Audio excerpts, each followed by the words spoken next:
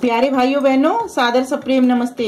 देखो, अगर आपको सिंघाड़े के आटे का हलवा बनाना हो तो किस तरह से बना सकते हैं। कई लोगों की ये शिकायत रहती है, हमारे हलवे में ना वो आ जाती हैं, गुठलियां आ जाती हैं।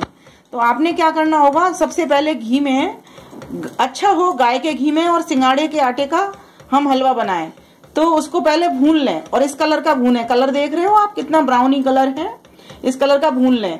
और भूनने के बाद में उसमें चीनी और पानी बराबर, चीनी जितना आपने आटा लिया उतनी चीनी और उससे 3 गुना पानी आप ले लें और लेकर के उसमें डाल दें। अब बिल्कुल डरे नहीं कि इसमें गुठली पड़ सकती है। आपने एक बीटर लेना है, बीटर की मदद से इस तरह चलाना है, जैसे मैं चला रही हूँ इस तरह चलाना है। अब चलाते हुए ये आपका इस शेप में आ जाएगा और इस तरह से हिलना शुरू प्रारंभ कर देगा। इस तरह देख लेंगे उसको। हो गया, अब रेडी हो गया आपका हलवा बन करके, गाढ़ा हो गया है और हो गया। तो अब इसको क्या करेंगे, 2 थालियां लेंगे, इस तरह की 2 थालियां लेकर के इनके ऊपर घी लगा लेंगे अच्छे से, इस तरह घी लगा लेंगे। घी लगाने के बाद में फिर इन दोनों थालियों में इस हलवे को डाल लेंगे और इस तरह फैलाएंगे। आप मुझे देख सकते हैं किस तरह मैं फैला रही हूँ। जितना पतला हम इसको फैलाते हैं उतनी पतली अच्छी इसकी बर्फी बनती है। और ये इस ऋतु का महाशिवरात्रि पर्व पर बहुत ही अच्छा भोजन है। हम जो अन्न न खाने का भी आज व्रत लेते हैं कि हम आज अन्न नहीं खाएंगे, ध्यान उपासना में अधिक मन लगाएंगे, है ना। तो उसके लिए हम थोड़ा सा ये हलवे का प्रयोग कर सकते हैं, खा सकते हैं। इसको लापसी बोलते हैं, उत्तर प्रदेश में इसको लापसी बोला जाता है। आप इसको हलवा कह सकते हैं। और ये इतना अच्छा टेस्टी भी होता है, पौष्टिक भी होता है और अधिक निद्रा भी नहीं आपको आएगी जिससे कि आप भजन न कर सकें। तो आप इसको गायत्री मंत्र भी बनाते बनाते भी इस हलवे को बना सकते हैं। ईश्वर से जुड़ करके किसी काम को जब हम करते हैं ना, मेरे को एकदम से अभी अभी ध्यान में आया कि आज लोग सिंघाड़े के आटे का हलवा बना रहे होंगे, तो मैंने सोचा कि क्यों ना, मैं तो बना ही रही हूँ, मैं यज्ञ करूंगी इसको, हलवे को बना करके फिर मैं इसका बर्फी काटूंगी।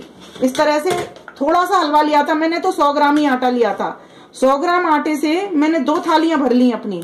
आप देखिए इस तरीके से आप भी फैला सकते हैं इसको। देखो कितना आसान तरीका है ना। और 2 थाली से भी ज्यादा बन गया। ये तो इतना फूल जाता है क्योंकि इसमें फूलने का गुण होता है सिंघाड़े के आटे में। और ये गर्मी भी नहीं करता और मौसम भी गर्म हो रहा है। तो इसलिए परमात्मा को धन्यवाद करें, उसने हमारे लिए ऋतु ऋतु के लिए कितना अच्छा अच्छा भोजन दिया है। और आज के दिन हम बेल फल का भी प्रयोग करते ही हैं, है ना, बेर का भी प्रयोग करते ही हैं और ये सिंघाड़े के आटे के हलवे भी बनाते हैं। तो इस प्रकार से हम ये सिंघाड़े के आटे के हलवे बनाएं और बना करके खुद खाएं और औरों को खिलाएं। लेकिन उससे पहले यज्ञ करके जरूर इसको परमात्मा के लिए आपको समर्पित करना होगा। और देखो अभी एक तीसरी थाली के लिए भी बच गया ये। तो अभी देखिए, अब तीसरी थाली के लिए 2 थाली भर गई, मात्र 100 ग्राम आटा था। तीसरी थाली के लिए भी अभी, अब आप देखिए, देखो इस तरह से ले लो इसको पूरा, ये पूरा निकल के आ जाएगा। और इसकी अभी बर्फी काट करके दिखाऊंगी आपको कितनी अच्छी बर्फी बनती है इसकी।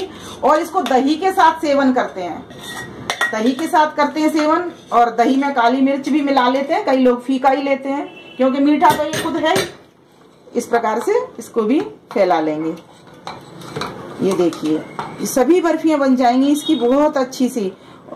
खाने में भी ये अच्छी लगती है और इतनी पारदर्शी होती हैं जब हम इनको देखेंगे। अभी काट करके अभी देखो, 5 मिनट के अंदर तो ये जम करके तैयार हो जाएंगी। इनके लिए ना तो कोई चाशनी लेनी पड़ी हमको चीनी की, ना कुछ करना पड़ा, मात्र हलवे की तरह ही आपने बस। और सहायक माध्यम बना ये मात्र बीटर, ये बीटर काम में आया है। इसे एक भी गुठली नहीं, कुछ भी नहीं। और कितना ब्राउनी अच्छे से देसी घी में ये भुना हुआ हलवा है। कितनी अच्छी इसकी सौंधी सौंधी महक आ रही है।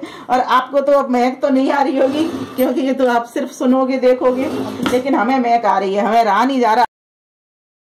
तो हमने ये इस तरह से जमा दिया था, तो मात्र 5 मिनट लगी हैं इसको होने में। अब इसकी इस तरह कटिंग कर लेंगे चाकू से। 1 2 3 4 5, मतलब ये 1 2 3 4 5 6, 5 कट लगाए तो 6 लाइन की बर्फी बन गई। अब इस तरह से अगर हमें इनकी टेढ़ी शेप देनी है तो हमें ऐसे ट्रायंगल ऐसे इस तरह तिरछा चलाना पड़ेगा चाकू को, और सीधी सीधी देनी है तो ये सीधी सीधी, आपकी मर्जी जैसे भी काट सकते हैं। मुझे तो भाई ये तिरछी वाली पसंद है तो मैं ऐसे ही कट लगाती हूँ हमेशा। 1 2, साइज को आप अपने हिसाब से छोटी बड़ी कर सकते हैं। 3 4 और 5। इसी तरीके से सारी थालियों में कट लगा लेंगे। 1 2 3 4 5, तो ये 6 लाइन की बर्फी बन गई। अब इसी तरीके से इसमें मैं सीधा कट लगा रही हूँ, सीधे के लिए तो बिल्कुल सीधा चाकू है। 1 2 3 4, इसमें मैंने 4 ही लाइन दी है। इस तरह से ये कटिंग हो गई। देखो बर्फी निकाल के दिखाती हूँ मैं आपको किस तरह से ये हिल रही है और कितनी पतली है और कितनी क्लीन है और कितनी अच्छी है। और हमारी तो नाक में महक भी आ रही है क्योंकि हम तो इसके पास खड़े हैं, कर रहे हैं इस काम को।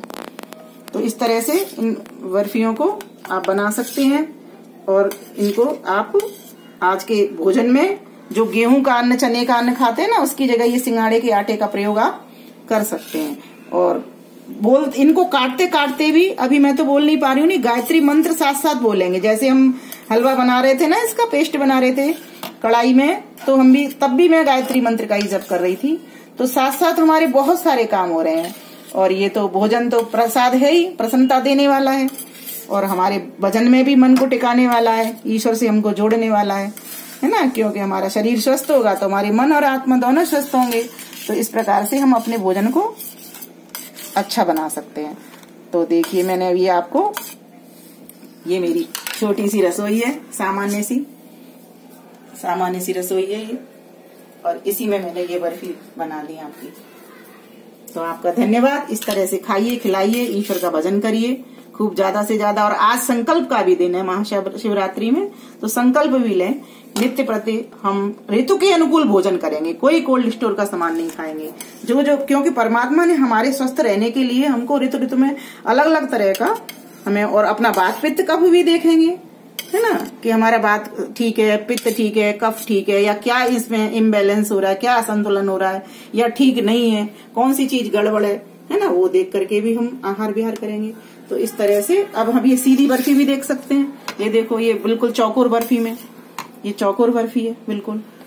इस तरह से आप इसको चौकोर बर्फियों में काट सकते हैं। कितनी पतली है और कितनी एकदम मृदु है और एकदम मीठी। 100 ग्राम आटे से 3 थालियां भर गई है। ये देखिए, और मैं तो भई आज यही खाऊंगी और मेरे बच्चों को तो बहुत पसंद है, तो हम सब तो यही खाएंगे। तो इस तरह से ये बन गई। अब ये तीसरी थाली भी हम कट कर लेते हैं। इसमें भी आप काट सकते हैं गोले गोले बना करके, कोई ढक्कन लेकर के भी। और मैंने ये बड़ी कटोरी ली, तो ये देखो कितना बड़ा, कितना अच्छा, ये देखिए कितनी अच्छी कटिंग आई। ये देखिए, अब मन में एक प्रश्न भी आएगा कि ये बाकी की इतनी बड़ी बड़ी हमने ये जब काट ली तो फिर इस बाकी की इसका क्या होगा। तो ये तो अपने आप ही शेप में दे रही है, अब इसकी भी आप शेप बना सकते हो। ये अपने आप में ही एक शेप है, ये देखिए एक शेप है ना, ये अपने आप में ही एक शेप है। और इसकी भी आप कट कर सकते हो, तरह तरह की शेप्स आ जाएंगी इसमें, जैसी भी चाहे आप इसका एक आकार दे सकते हो। तो इस तरह से आप बनाइए, खाइए, अतिथियों को भी खिलाइए, अतिथि यज्ञ भी करिए, इससे पितृ यज्ञ भी कीजिए, माता पिता आचार्यों को खिलाइए, है ना। और ईश्वर यज्ञ अर्थात इससे ब्रह्म यज्ञ भी करिए आप।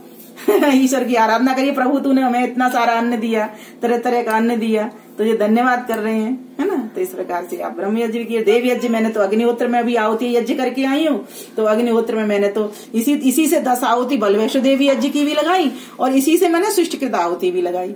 तो इस प्रकार से आप बनाइए, खाइए और खिलाइए। आप सभी का धन्यवाद। नमस्ते।